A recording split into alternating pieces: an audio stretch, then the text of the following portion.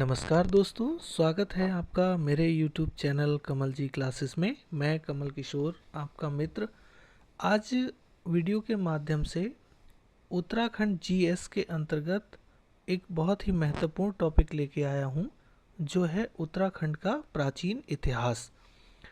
इस टॉपिक से एक वीडियो हम पहले कर चुके हैं और उस वीडियो में उत्तराखंड के पौराणिक इतिहास से संबंधित कुल 22 प्रश्न हमने डिस्कस किए थे, जो बहुत ही महत्वपूर्ण थे। यदि आप लोगों ने वह वीडियो नहीं देखा है तो उसका लिंक इस वीडियो के डिस्क्रिप्शन में है, यहाँ से जाके आप उस वीडियो को देख सकते हैं। आज हम 22 प्रश्न से आगे प्रश्नों को सॉल्व करने की कोशिश करेंगे। इसमें लगभग आज के वीडियो में 40 प्रश्न रहेंगे और 40 प्रश्नों को हम विस्तार पूर्वक डिस्कस करेंगे, जिससे कि आपके एग्ज़ाम के पॉइंट ऑफ व्यू से प्रश्न अच्छे से तैयार हो सकें और आगामी आने वाली कोई भी उत्तराखंड लोक सेवा आयोग द्वारा आयोजित होने वाली परीक्षा हो अथवा उत्तराखंड अधीनस्थ सेवा चयन आयोग से संबंधित कोई परीक्षा हो, आप उस परीक्षा में इन प्रश्नों को बहुत अच्छे से सॉल्व कर सकें। ऐसी कामना के साथ शुरू करते हैं आज का वीडियो, जो आपके लिए बहुत ही महत्वपूर्ण रहने वाला है।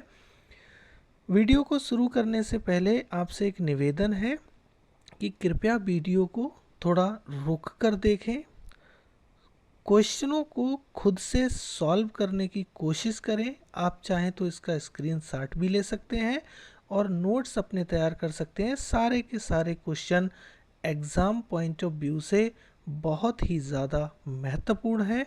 तो शुरू करते हैं आज का वीडियो, जिसमें हमारी प्रश्न की संख्या रहेगी 23 से 23 से। तो चलिए बिना समय को व्यर्थ गवाए शुरू करते हैं। 23वां प्रश्न है, जो कि बहुत ही महत्वपूर्ण है और कार्यालय सहायक 2016 और प्रवक्ता 2004 की परीक्षा में पूछा गया है। 2 परीक्षाओं में पूछा गया, बहुत ही महत्वपूर्ण प्रश्न है।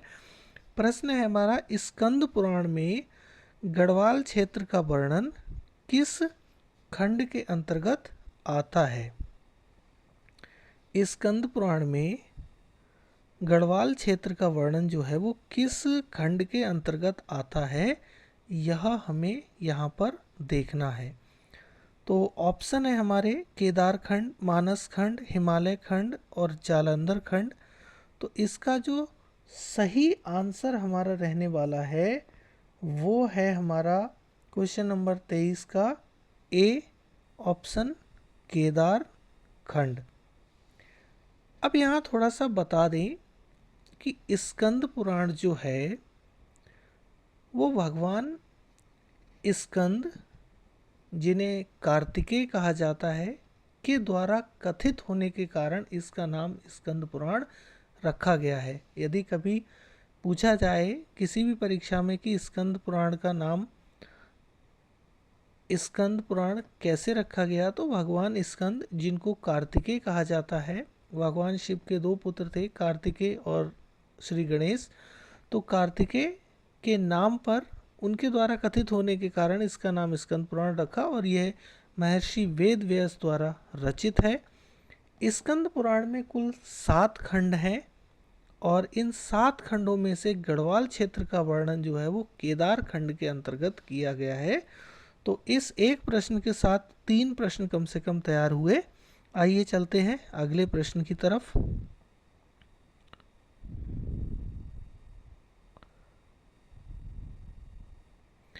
अगला प्रश्न है हमारा प्रश्न नंबर 24, जो कहता है निम्न में से किसे गढ़वाल क्षेत्र का प्रवेश द्वार कहा जाता है? यह सीचपाल 2017 की परीक्षा में पूछा गया प्रश्न है। तो यहाँ ऑप्शन है इसके ऋषिकेश, हरिद्वार, कोटद्वार और दुगड्डा। प्रश्न है हमारा कि निम्न में से किसे गढ़वाल क्षेत्र का प्रवेश द्वार कहा जाता है? तो इस प्रश्न नंबर 24 का जो सही आंसर है वो है आपका ऑप्शन नंबर सी, कोट द्वार को गढ़वाल क्षेत्र का प्रवेश द्वार कहा जाता है। इससे पहले का जो पूरा हिस्सा है वो उत्तर प्रदेश से लगता है। यहाँ से जैसे ही हम एंट्री करते हैं तो गढ़वाल क्षेत्र और उत्तराखंड में हम प्रवेश करते हैं। बहुत ही महत्वपूर्ण प्रश्न है। आइए बढ़ते हैं हम नेक्स्ट क्वेश्चन की तरफ, जो है हमारा प्रश्न नंबर 25। और 25 कहता है कि उत्तराखंड के किस क्षेत्र या स्थान को मनुष्यों के आदि पूर्वज मनु का निवास स्थान माना जाता है। उत्तराखंड के किस स्थान को मनुष्यों के आदि पूर्वज मनु का निवास स्थान माना जाता है? ऑप्शन है हमारे नंबर 1 गोबिशाण, नंबर 2 अलकापुरी, तीसरा वीरभद्र और चौथा है कालो डांडा। तो यहाँ जो इसका सही आंसर रहने वाला है क्वेश्चन नंबर 25 का जो सही आंसर है वो रहेगा हमारा option number B Alkapuri. Alkapuri को आदि पूर्वज मनु का निवास स्थान बताया गया है। अब यहाँ थोड़ा सा मैं अलकापुरी के बारे में एक संक्षिप्त आपको परिचय प्रस्तुत कर दूं। अलकापुरी वर्तमान में चमोली जिले में स्थित एक स्थान है, जो बद्रीनाथ के पास, यानी कि एग्जैक्ट कहें तो बद्रीनाथ और सतोपंथ ग्लेशियर के बीच का जो स्थान है वो आपका अलकापुरी कहलाता है। और यही अलकनंदा नदी का उद्गम स्थल है। इसके प्राचीन इतिहास या पौराणिक इतिहास की बात करें तो यक्षों के स्वामी और धन के देवता भगवान कुबेर की नगरी कहलाती है। और अलकापुरी की तुलना जो है वो देवताओं के राजा इंद्र की राजधानी से की जाती है। यह अपने आप में बहुत ही महत्व का पौराणिक स्थल है। नेक्स्ट है हमारा क्वेश्चन नंबर 26। प्रश्न नंबर 26 कहता है गढ़वाल क्षेत्र में किस स्थान पर वशिष्ठ गुफा, वशिष्ठ कुंड और वशिष्ठ आश्रम स्थित है? गढ़वाल क्षेत्र के किस स्थान पर वशिष्ठ गुफा, वशिष्ठ कुंड व वशिष्ठ आश्रम स्थित है? ऑप्शन है हमारा विसोन पर्वत, मंसार, ज्योतिषपुर और मृगतुंग। तो इस प्रश्न का जो सही उत्तर रहेगा प्रश्न नंबर 26 का वो रहेगा ऑप्शन नंबर ए विसोन पर्वत। विसोन पर्वत पर वशिष्ठ गुफा, वशिष्ठ कुंड और वशिष्ठ आश्रम स्थित है। अब यहाँ थोड़ा सा विसोन पर्वत के बारे में मैं आपको इंट्रोडक्शन दे दूँ। यह टिहरी गढ़वाल में स्थित है। वर्तमान में जो उत्तराखंड का टिहरी गढ़वाल है वहाँ पे स्थित है। नेक्स्ट है हमारा प्रश्न नंबर 27, जो कहता है गढ़वाल क्षेत्र के देवप्रयाग में किस स्थान पर सीता जी पृथ्वी में समाई थीं? यहाँ पे देवप्रयाग के किस स्थान पर जो माता सीता हैं वो पृथ्वी में समाई थी? यह प्रश्न का जो संभावित उत्तर हैं वो 4 हैं। पहला है हिमयाड़ पट्टी, दूसरा विसोन पट्टी, तीसरा सितोनस्यू पट्टी और चौथा है इनमें से कोई नहीं। तो इसका जो सही आंसर है वो है ऑप्शन नंबर सी सितोनस्यू पट्टी जो स्थान है वहाँ पर सीता जी पृथ्वी में समाई थी। अब सितोनस्यू पट्टी के बारे में बता दिया जाए कि ये पौड़ी जिले के कोट ब्लॉक में स्थित है। जो वर्तमान में उत्तराखंड का पौड़ी जिला है उसमें जो कोट ब्लॉक है उसमें स्थित एक स्थान है। यहाँ का जो लक्ष्मण मंदिर और सीता माता का मंदिर है वो धार्मिक विरासत माने जाते हैं। और सीता माता की याद में प्रतिवर्ष मंसार में एक भव्य मेले का आयोजन किया जाता है। तो बहुत ही इम्पोर्टेंट प्रश्न है, कभी भी परीक्षा में पूछा जा सकता है। आइए चलते हैं अगले प्रश्न की तरफ। प्रश्न है हमारा प्रश्न नंबर 28, जो कहता है कि रामायण काल के बाणासुर का राज्य गढ़वाल क्षेत्र में था, उसकी राजधानी थी। क्या राजधानी थी? Option 1 Alkapuri, option 2 Jyotishpur, option 3 सौम्यकाशी और ऑप्शन 4 मृगतुंग। तो अब क्वेश्चन नंबर 28 का जो आंसर है वो रहने वाला है option number B Jyotishpur. Ramayan काल के बाणासुर का राज्य गढ़वाल क्षेत्र में था और उसकी राजधानी ज्योतिषपुर थी, जो वर्तमान में जोशीमठ नाम से जाना जाता है। उत्तराखंड का प्रमुख और प्रसिद्ध स्थान है। नेक्स्ट है हमारा प्रश्न नंबर 29, जो कहता है केदारनाथ को प्राचीन ग्रंथों में किस नाम से संबोधित किया गया है? केदारनाथ को प्राचीन ग्रंथों में किस नाम से संबोधित किया गया है? ऑप्शन 1 है मृगतुंग, ऑप्शन 2 केदाराश्रम, ऑप्शन 3 तपोभूमि और डी अलकापुरी। तो प्रश्न नंबर 29 का जो सही आंसर है वो हमारा रहेगा मृगतुंग। मृगतुंग नाम से संबोधित किया गया है केदारनाथ को प्राचीन ग्रंथों में। इसके बाद में हम चलते हैं अगले प्रश्न की तरफ। अगला प्रश्न है हमारा प्रश्न नंबर 30, जो कहता है कालिदास ने अभिज्ञान शाकुंतलम, जो उनका मुख्य उनकी कृति थी, रचना थी, बहुत ज़्यादा फेमस थी, इसमें इसकी रचना पौड़ी स्थित कण्वा आश्रम में की थी। यह किस नदी के तट पर स्थित है?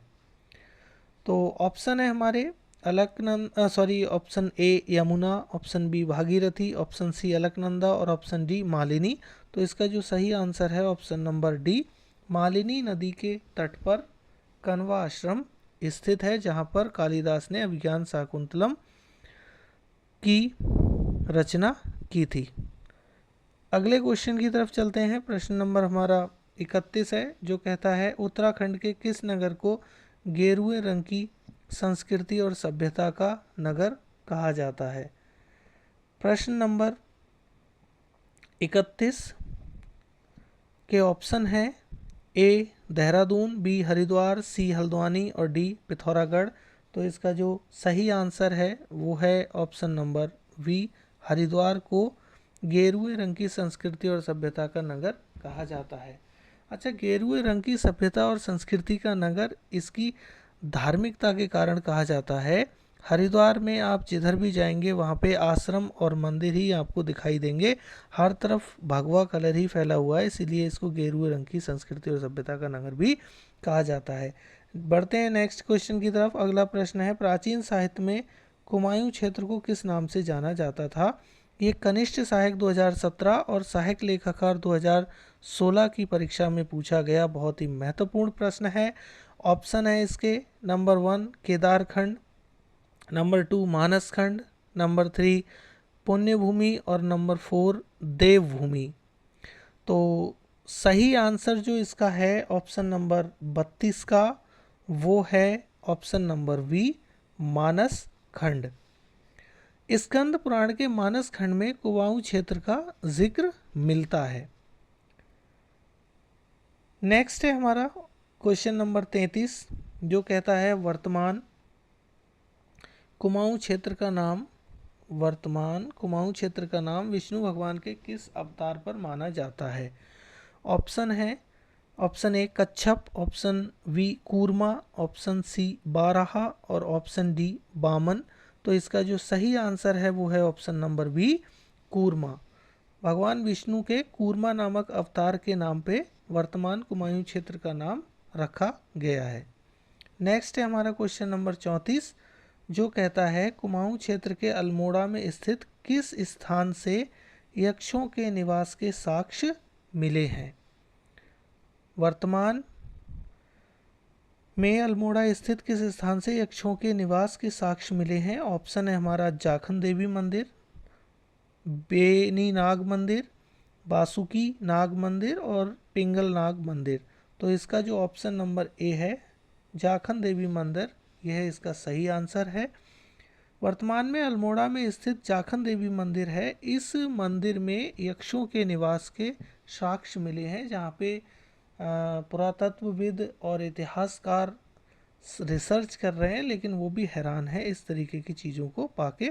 वास्तव में ही उत्तराखंड देवताओं की भूमि इसीलिए नहीं कहलाता है, वाकई यहाँ पे देव वास करते हैं, इसीलिए देवों की भूमि कहलाता है।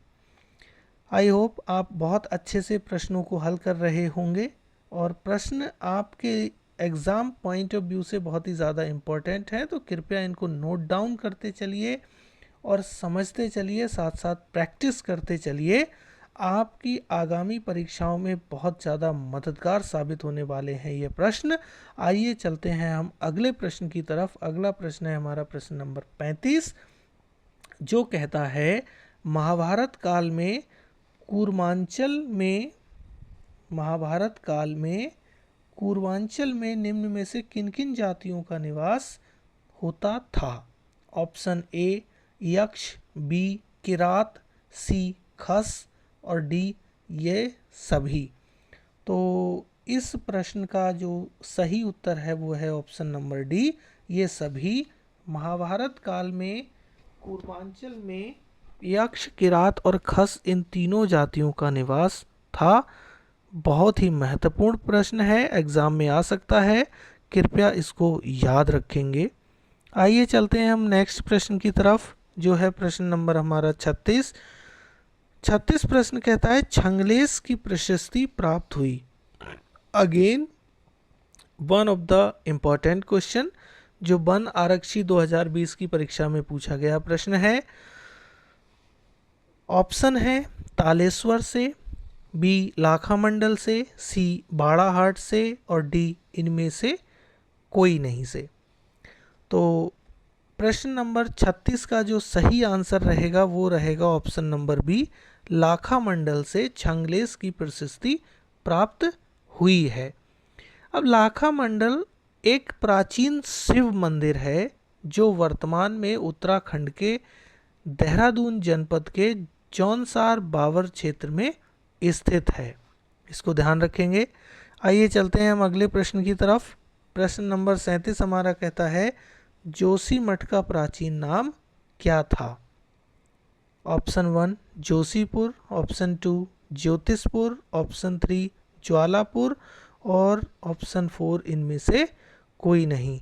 तो 37वें प्रश्न का जो सही उत्तर है वो हमारा रहेगा option number B, Jyotishpur. Joshimath का जो प्राचीन नाम था वो ज्योतिषपुर था। आइए चलते हैं हम नेक्स्ट क्वेश्चन की तरफ। अगला प्रश्न है हमारा प्रश्न नंबर 38 जो कहता है उत्तराखंड में किस स्थान से शिलालेख मिले हैं? उत्तराखंड में किस स्थान से शिलालेख प्राप्त हुए हैं? Number 1 Kalsi, number 2 Lakhamandal, number 3 माणा और नंबर 4 ये सभी।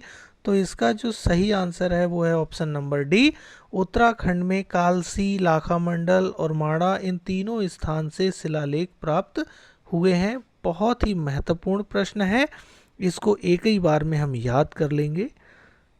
देखते हैं नेक्स्ट प्रश्न हमारा है प्रश्न नंबर 39 जो कहता है निम्न में से किस स्थान से राजकुमारी ईश्वरा का शिलालेख प्राप्त हुआ है? निम्न में से किस स्थान से राजकुमारी ईश्वरा का शिलालेख प्राप्त हुआ है जिसके अनुसार यमुना उपत्यका में यादवों का राज्य था? बहुत ही इंपॉर्टेंट क्वेश्चन है। ऑप्शन है option A Lakhamandal, B Siroli, C Mana और डी बाड़वाला। तो इस प्रश्न का 39वें प्रश्न का जो सही उत्तर है वो है ऑप्शन नंबर ए, लाखामंडल में राजकुमारी ईश्वरा का शिलालेख प्राप्त हुआ है।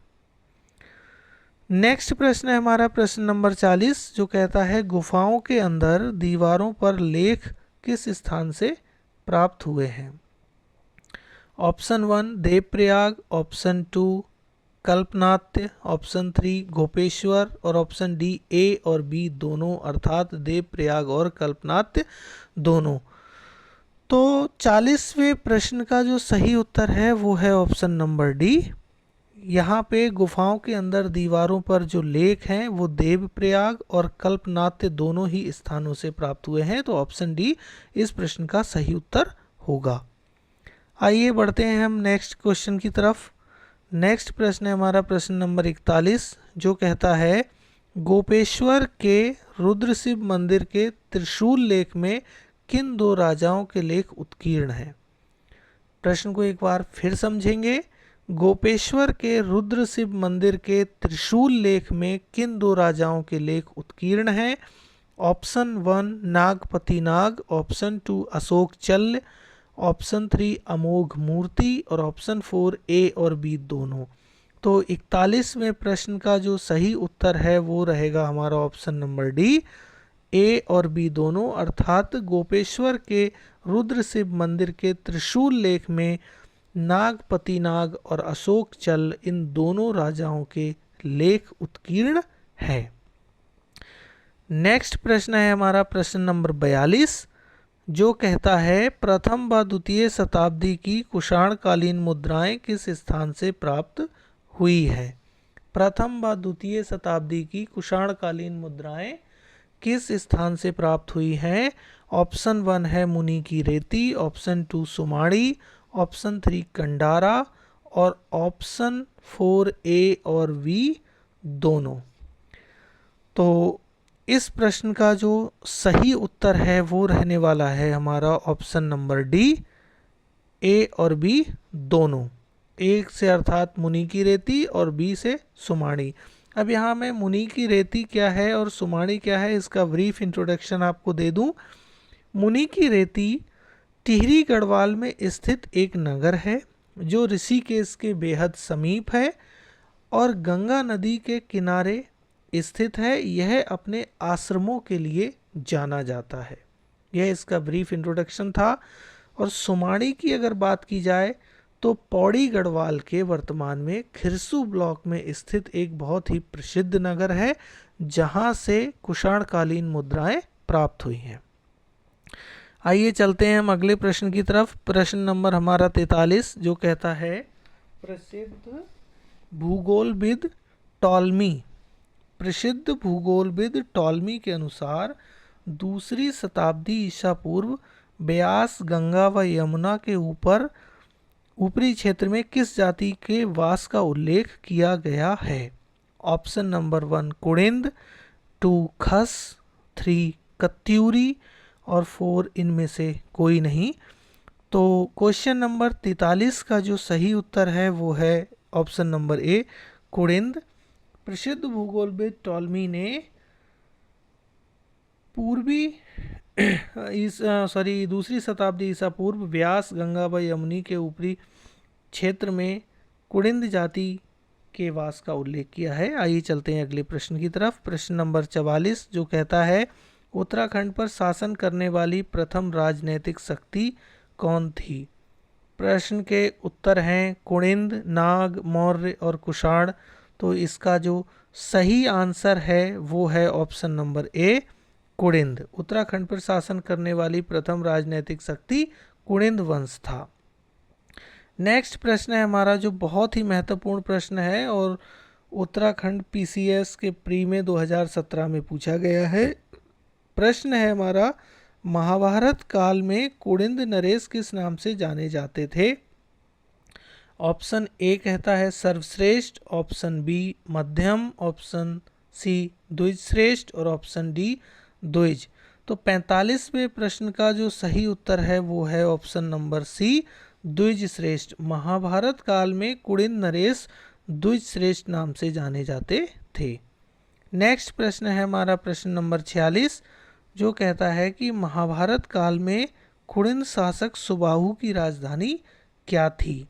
Option A Kashipur, option B Kalsi, option 3 Srinagar और ऑप्शन 4 अल्मोड़ा। तो इसका जो 46वें प्रश्न का सही उत्तर है वो है श्रीनगर। श्रीनगर वर्तमान में पौड़ी गढ़वाल जिले में स्थित एक प्रमुख नगर है जो अलकनंदा नदी के किनारे बसा हुआ है, जो अपनी प्राकृतिक सुंदरता के लिए विश्व प्रसिद्ध है, जो कुड़िंद शासक सुबाहु की राजधानी थी। ये कई बार आयोग की परीक्षा में पूछा गया प्रश्न है, इसीलिए इसको याद रखेंगे। आइए चलते हैं अगले प्रश्न की तरफ। अगला प्रश्न है प्रश्न नंबर 47, जो कहता है कुड़िंद वंश का सबसे शक्तिशाली शासक कौन था। ऑप्शन 1 वसंत देव, ऑप्शन 2 अमोघ भूति, ऑप्शन 3 त्रिभुवराज और ऑप्शन डी इनमें से कोई नहीं। तो 47वें प्रश्न का जो सही उत्तर है वो है ऑप्शन नंबर बी अमोघ भूति कुड़िंद वंश का सबसे शक्तिशाली शासक था। नेक्स्ट प्रश्न है हमारा प्रश्न नंबर 48, जो कहता है निम्न में से किस कुड़िंद शासक की रजत व ताम्र मुद्राएं पश्चिम में ब्यास से अलकनंदा तक एवं दक्षिण में सुनेत व बेहद तक प्राप्त हुई हैं? बहुत ही महत्वपूर्ण प्रश्न है। ऑप्शन है ए अमोघ भूति, ऑप्शन बी बसंत देव, ऑप्शन सी ए और बी दोनों, और ऑप्शन डी इनमें से कोई नहीं। तो 48वें प्रश्न का जो सही उत्तर है वो है आपका ऑप्शन नंबर ए अमोघ भूति। अमोघ भूति जो कुड़िन शासक था, इसकी रजत व ताम्र की मुद्राएं पश्चिम में ब्यास से अलकनंदा तक और दक्षिण में सुनेत तथा वेहद तक प्राप्त हुई है। नेक्स्ट क्वेश्चन है हमारा क्वेश्चन नंबर 49, जो कहता है अमोघ भूति की रजत व ताम्र मुद्राओं के अग्रभाग पर प्राकृत भाषा में राज्ञा कुड़िंदस अमोघ भूतिस महर्जस के साथ निम्न में से किसका अंकन था? ऑप्शन 1 देवी तथा सिंह का, ऑप्शन 2 देवी तथा मृग का, ऑप्शन 3 सिंह एवं मृग का, और ऑप्शन डी पशुपति देव का। तो प्रश्न नंबर 49 जो कि बहुत ही महत्वपूर्ण प्रश्न है, इसका जो सही उत्तर है वो है ऑप्शन नंबर बी देवी तथा मृग का अंकन था। आइए चलते हैं अगले प्रश्न की तरफ। लेकिन अगले प्रश्न पे चलने से पहले आपसे निवेदन है कि वीडियो में आने वाले सभी प्रश्नों को खुद से सॉल्व करने की कोशिश करें तथा वीडियो को पॉज करके एक एक प्रश्न को समझें, जिससे कि यह आपके मानस पटल पर छप जाए और दोबारा आपको पढ़ने की आवश्यकता ना पड़े। मज़े मज़े में हम सीखते हुए उत्तराखंड के प्राचीन इतिहास को सीखें और आगामी परीक्षाओं में हम 100% अंक प्राप्त करें। नेक्स्ट क्वेश्चन है हमारा प्रश्न नंबर 50, जो कहता है कुड़िंदों के समकालीन किस वंश के शासकों की मुद्राएं जौनसार भावर क्षेत्र व कालो डांडा क्षेत्र में प्राप्त हुई हैं? ऑप्शन है हमारा ए मौर्य, बी शक, सी योधे और डी नाग। तो 50वें प्रश्न का जो उत्तर है वो हमारा है ऑप्शन नंबर सी योधे। योधे कुड़िंदों के समकालीन योधे जो वंश थे उनके शासकों की मुद्राएं जौनसार भावर व कालो डांडा क्षेत्र से प्राप्त हुई है। नेक्स्ट प्रश्न है हमारा प्रश्न नंबर 51, जिसमें बोला गया है अल्मोड़ा मुद्राएं किस साम्राज्य से संबंधित हैं? इंपॉर्टेंट प्रश्न है। अल्मोड़ा मुद्राएं किस साम्राज्य से संबंधित हैं? ये विधि सहायक परीक्षा 2008 में 18 में पूछा गया महत्वपूर्ण प्रश्न है। इसके ऑप्शन है option A Shah, option B Ashok, option C Maurya और ऑप्शन डी कुड़िंद। तो इस प्रश्न का प्रश्न नंबर 51 का जो सही उत्तर है वो है ऑप्शन नंबर डी कुड़िंद राजाओं के शासनकाल में अल्मोड़ा मुद्राएं प्राप्त हुई हैं। नेक्स्ट है हमारा प्रश्न नंबर 52 जो कहता है निम्न में से कौन कुड़िंद नरेश से संबंधित है? निम्न में से कौन कुड़िंद नरेशों से संबंधित है? ये यूके उत्तराखंड ARO परीक्षा 2019 में पूछा गया बहुत ही महत्वपूर्ण प्रश्न है। ऑप्शन है विग्रहराज पृथ्वीराज, घनभूति, अमोघ भूति, कृष्णदेव राय, राम राय, अशोक चल्ल और क्राचल्य। तो इस प्रश्न का प्रश्न नंबर 52 का जो सही उत्तर है वो है ऑप्शन नंबर बी घनभूत और अमोघ भूत। निम्न में से कौन कुड़िंद नरेशों से संबंधित है? तो घनभूत और अमोघ भूत ये दोनों के दोनों कुड़िंद नरेश हैं। नेक्स्ट है हमारा दूसरा एक महत्वपूर्ण प्रश्न है प्रश्न नंबर 53 जो कहता है कि उत्तराखंड के प्रसिद्ध ऐतिहासिक स्थल गोबिशाड़ की पहचान की गई है। ये यूके PCS प्री 2005 और कनिष्ठ सहायक 2018 में पूछा गया प्रश्न है। ऑप्शन नंबर 1 हरिद्वार में, ऑप्शन नंबर 2 काशीपुर में, ऑप्शन नंबर 3 रुद्रप्रयाग में और ऑप्शन नंबर डी श्रीनगर में। तो 53वें प्रश्न का जो सही आंसर रहेगा वो रहेगा option number B Kashipur. Uttarakhand के प्रसिद्ध ऐतिहासिक स्थल गोबिशाड़ की पहचान ऊधम सिंह नगर जनपद के काशीपुर नामक शहर से की गई है। नेक्स्ट प्रश्न है हमारा प्रश्न नंबर 54 जो कहता है कि उत्तराखंड के गोबिशाड़ नगर का सर्वप्रथम सर्वेक्षण किस पुरातत्वविद ने किया है? ऑप्शन 1 है Cunningham, option 2 Thomson, option 3 Alexander और ऑप्शन 4 इनमें से कोई नहीं। तो 54वें प्रश्न का जो सही उत्तर है वो रहेगा ऑप्शन नंबर ए कनिंघम। उत्तराखंड के गोबिशाड़ नगर का सर्वप्रथम सर्वेक्षण कनिंघम नामक पुरातत्वविद ने किया है। नेक्स्ट क्वेश्चन है हमारा क्वेश्चन नंबर 55, जो कहता है निम्न में से किस अभिलेख में मौर्य शासक अशोक द्वारा लोगों से हिंसा त्यागने व अहिंसा को अपनाने की बात कही गई है? बहुत ही महत्वपूर्ण प्रश्न है कि निम्न में से किस अभिलेख में मौर्य शासक अशोक द्वारा लोगों से हिंसा त्यागने व अहिंसा को अपनाने की बात कही गई है? पहला ऑप्शन है कालसी अभिलेख, दूसरा है मूर्ति पीठिक अभिलेख, तीसरा है त्रिशूल लेख और चौथा इनमें से कोई नहीं। तो इस प्रश्न का प्रश्न नंबर 55 का जो सही आंसर है वो है ऑप्शन नंबर ए कालसी अभिलेख। आइए चलते हैं हम अगले प्रश्न की तरफ। अगला प्रश्न है हमारा प्रश्न नंबर 56, जो कहता है कि कालसी अभिलेख किस वंश से संबंधित है? ये समाज कल्याण अधिकारी 2017 की परीक्षा में पूछा गया बहुत महत्वपूर्ण प्रश्न है, जिसके 4 संभावित उत्तर हैं। Option number A Katyuri, option number B Pawar, option number 3 Maurya और ऑप्शन नंबर 4 कुषाण। तो इस प्रश्न का जो सही उत्तर है वो है option number C Maurya. Kalsi अभिलेख किस वंश से संबंधित है? तो कालसी अभिलेख जो है वो मौर्य वंश से संबंधित है। आइए हम बढ़ते हैं नेक्स्ट प्रश्न की तरफ। अब धीरे धीरे हम इस वीडियो में जो महत्वपूर्ण प्रश्न डिस्कस किए जा रहे हैं उनके समापन की ओर हम बढ़ रहे हैं। 57वां प्रश्न कहता है कि मौर्य शासक अशोक के कालसी अभिलेख में राज्य के निवासियों के लिए किस शब्द का प्रयोग किया गया है?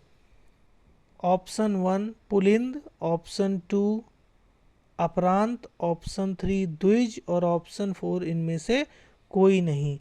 तो 57वें प्रश्न का जो सही उत्तर है वो है ऑप्शन नंबर ए मौर्य शासक अशोक के कालसी अभिलेख में राज्य के निवासियों के लिए पुलिंद शब्द का इस्तेमाल किया गया है, प्रयोग किया गया है। बहुत ही महत्वपूर्ण प्रश्न है, इसको हम याद रखेंगे। नेक्स्ट क्वेश्चन है हमारा क्वेश्चन नंबर 58, जो कहता है कालसी अभिलेख में उत्तराखंड के लिए किस शब्द का प्रयोग किया गया है? ऑप्शन है हमारे ऑप्शन नंबर 1 पुलिंद, 2 अपरांत, 3 द्विज और 4th है उपत्यका। तो यहाँ जो इसका 58वें प्रश्न का सही उत्तर है वो रहने वाला है 58 क्वेश्चन का जो सही उत्तर है वो रहने वाला है ऑप्शन नंबर बी अपरांत।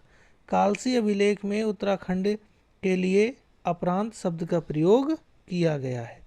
आइए हम चलते हैं नेक्स्ट क्वेश्चन की तरफ, जो है हमारा प्रश्न नंबर 59।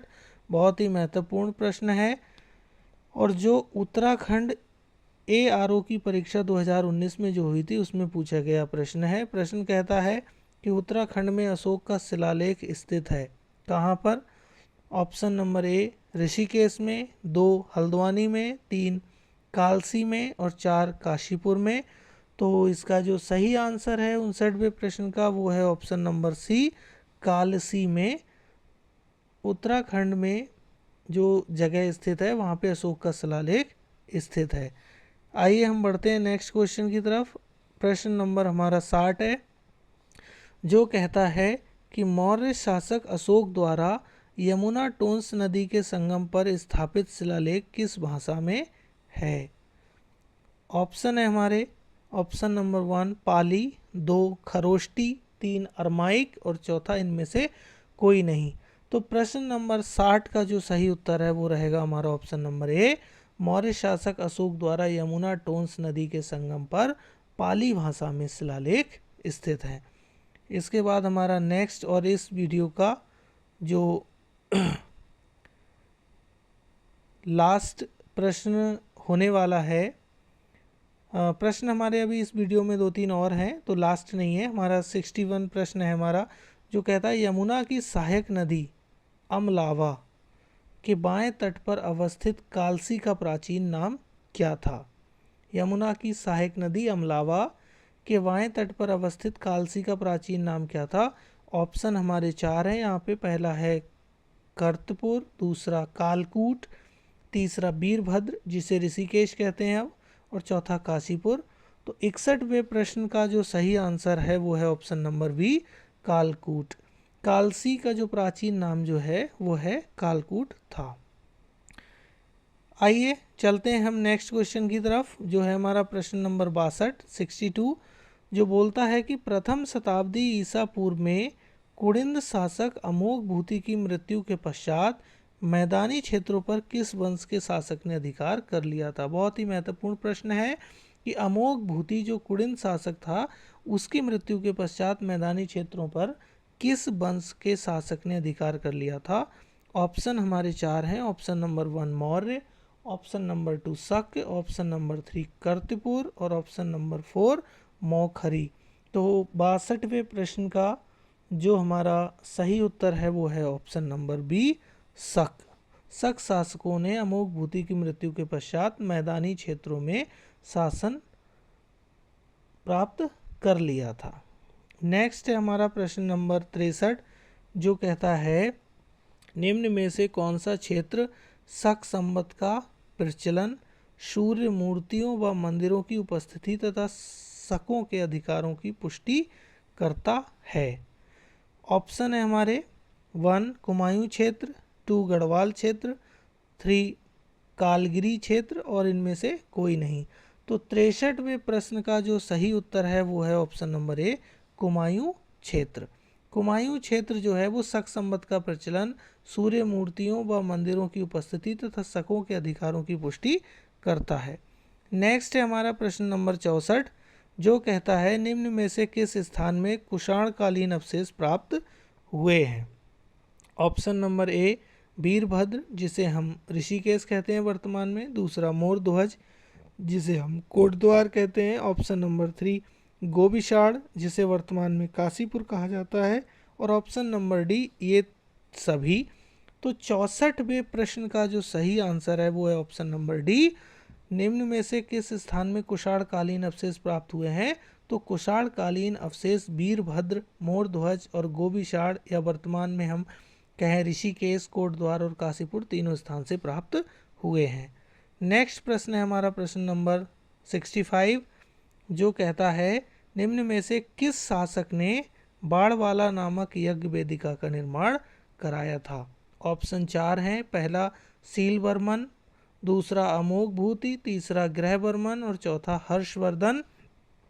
तो 65वें प्रश्न का जो सही आंसर है वो है ऑप्शन नंबर ए, सीलवर्मन नाम के शासक ने बाड़वाला नामक यज्ञ वेदिका का निर्माण करवाया था। और इस वीडियो का हमारा अंतिम जो प्रश्न है वो है प्रश्न नंबर 66, जो कहता है कि निम्न में से कौन सुमेलित नहीं है। एक साइड में पुराना नाम और एक साइड में वर्तमान नाम है। तो ऑप्शन नंबर 1 है वीरभद्र ऋषिकेश, दूसरा गोबिशाड़ काशीपुर, तीसरा कालोडांडा टिहरी और चौथा मोरध्वज कोटद्वार। तो 66वें प्रश्न का जो सही उत्तर है वो है ऑप्शन नंबर सी, कालोडांडा जिसके आगे लिखा है टिहरी। यहाँ पे मैं कालोडांडा नामक स्थान का थोड़ा सा परिचय दे दूँ। ये टिहरी में स्थित नहीं है बल्कि ये पौड़ी ज़िले में स्थित है, जिसको वर्तमान में हम लैंसडाउन के नाम से जानते हैं। 1890 ईस्वी में तत्कालीन वायसराय लॉर्ड लैंसडाउन थे, उनके नाम पर इस स्थान का नाम रखा गया। इससे पहले इस स्थान का नाम कालोडांडा था, जिसका अर्थ होता है काले बादलों से घिरा पहाड़। और वर्तमान में माननीय पुष्कर सिंह धामी जी द्वारा प्रयास किए जा रहे हैं कि इस स्थान का जो नाम है वो परिवर्तित कर पुनः जो इसका प्राचीन और ऐतिहासिक नाम था कालो डांडा वो रख दिया जाए। क्योंकि लैंसस्टोन जो शब्द है वो हमें गुलामी का प्रतीक महसूस होता है और गुलामी की हमें याद दिलाता है, और वर्तमान सरकार यह नहीं चाहती कि कोई भी गुलामी का प्रतीक हमारे देश या प्रदेश में स्थापित हो। तो इसकी मांग काफ़ी समय से चल रही है और सरकार इस पर गंभीरतापूर्वक विचार कर रही है। तो फ्रेंड्स, आज के वीडियो में हमने लगभग 40 से अधिक प्रश्नों को, लगभग 42 प्रश्नों को या 43 प्रश्नों को सॉल्व किया, और इन 42-43 प्रश्नों में जो महत्वपूर्ण पॉइंट्स को डिस्कस किया उनको मिला के यहाँ प्रश्नों की संख्या 60 से अधिक हो जाएगी, और सभी प्रश्न एग्ज़ाम की दृष्टि से बहुत ही महत्वपूर्ण हैं। तो कृपया वीडियो को रोक कर देखिए, प्रश्नों को सॉल्व करने की खुद से कोशिश कीजिए, नोट्स बनाते चलिए, और यदि इतना मेरे द्वारा जो बताया गया है वो आप करते हैं तो मैं आपको आश्वस्त करता हूँ कि इस खंड से आने वाले प्रश्न आप कभी भी गलत नहीं करेंगे। तो आज के वीडियो में इतना ही। अगर आपने अभी तक मेरे चैनल को सब्सक्राइब नहीं किया है तो कृपया चैनल को सब्सक्राइब कर लीजिए, वीडियो को लाइक कर लीजिए और साथ में लगे बेल आइकन को दबा दीजिए, जिससे कि चैनल पे अपलोड होने वाले वीडियो की जानकारी सबसे पहले आपको मिल सके। और साथ में कमेंट के माध्यम से हमें बताइए कि हमारा प्रयास आपकी शिक्षा में कितने महत्वपूर्ण साबित हो रहा है। आज के वीडियो में इतना ही, मिलते हैं आपसे नेक्स्ट वीडियो में। तब तक अपना ख्याल रखिए। शुभ रात्रि।